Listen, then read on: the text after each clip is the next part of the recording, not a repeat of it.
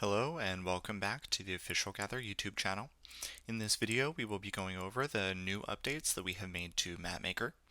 Of course, if you are familiar with Mapmaker already, this does look quite different, but it does function in a very similar way. It just has a different skin on it.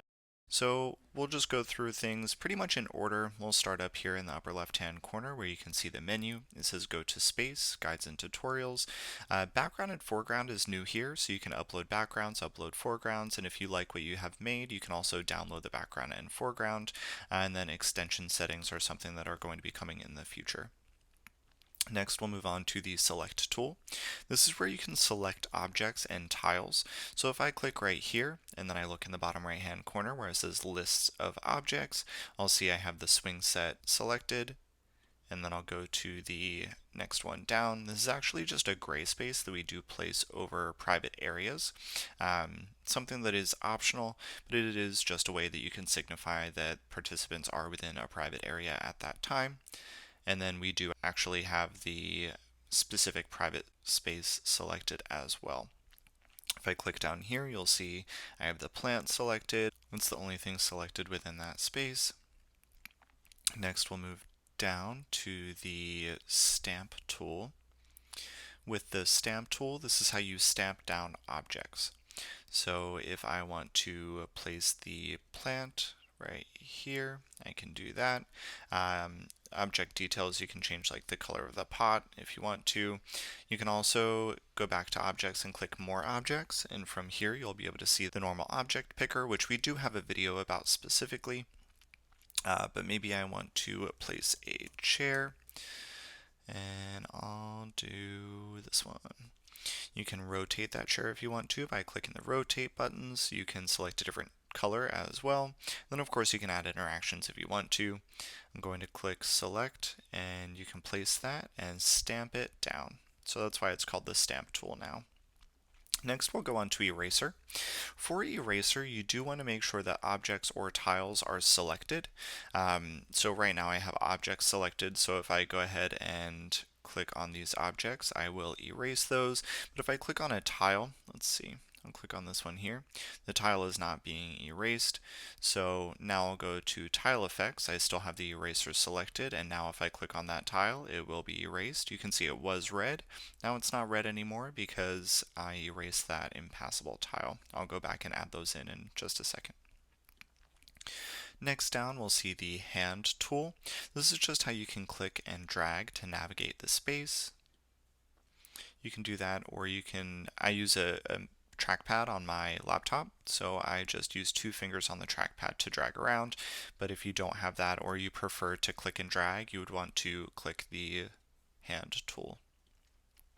Next, we have the normal zoom in, zoom out, and the undo and redo tools. Let's see, I'll do undo and I'll put those impassable tiles back.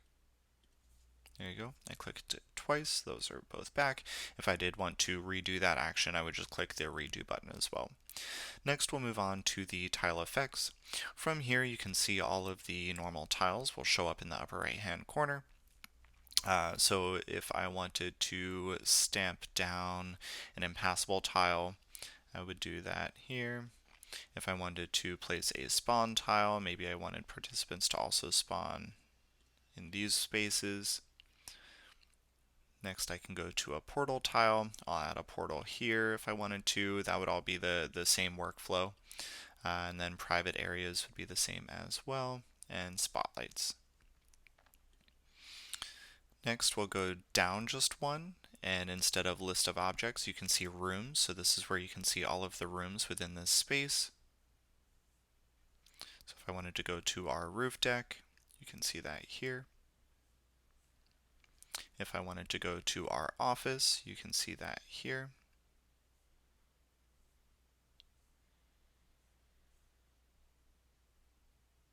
And if you would like to make edits to the rooms, you could click on the 3 dots over to the right hand side. This will allow you to set that room as the primary room where new participants will spawn, or you could click delete to delete the room entirely. Next, we'll go over to the walls and floors.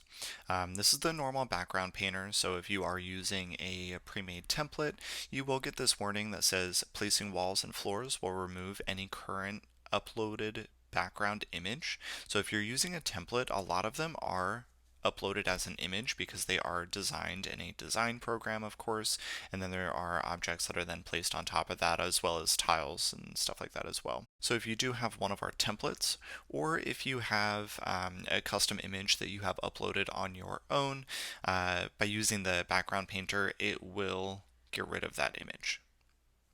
I'll just go ahead and click continue there. You can see what that looks like. But again, you can use the wall painter up here in the corner, and then you can click the floors button here. You can see all of our floor options. And then once you're done with that, you would just click done. In this case, I don't want to make any of those changes, so I'm just going to go ahead and click cancel. From there, I think the only other things we have left to go over would be how to create a new room. You would just click create a new room here. Very similar workflow as before. You would click that, enter the name. I'm just going to click test and press enter. And then from there, you can create a new room that is blank. You can choose from a template, or you can copy from an existing space. I don't actually need to create a new room at this time, so I'm just going to click that X button. And then you can also add editors here as well. So if you click add editor in the upper right hand corner, you can then see this window where you can enter in the email address of the person who you would like to be added as an editor or a builder within your current space. And once you do make any changes to the space, you will want to click the Save button at the very top here, and this will just save any changes that you have made and make them available to whoever is within that space.